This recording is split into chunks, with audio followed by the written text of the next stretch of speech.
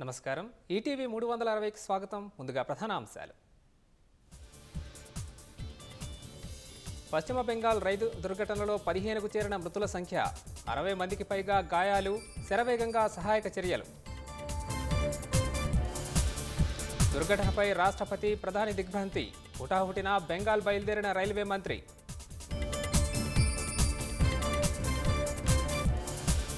POCSO కేసులో CID విచారణకు యడ్యూరప్ప తనపై పన్నిన కుట్రలకు ప్రజలు బుద్ధి చెప్తారన్న మాజీ సీఎం నిరుద్యోగులకు ఇచ్చిన హామీలు ఏమయ్యాయన్న Bharasa job calendar ప్రకటించాలంటూ Harish Rao demand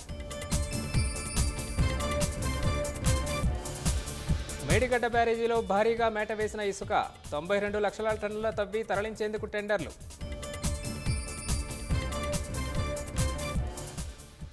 బాధితుల నుంచి సైబర్ నేరగాళ్లు కాజేసిన సొమ్ము వెనక్కి 3 నెలల్లో 31 కోట్లు ఇప్పించామన్న సైబర్ భద్రతా పోలీసులు దేశవ్యాప్తంగా భక్తి శ్రద్ధలతో బక్రీద్ వేడుకలు మసీదులు దర్గాల వద్ద ముస్లింలు ప్రత్యేక ప్రార్థనలు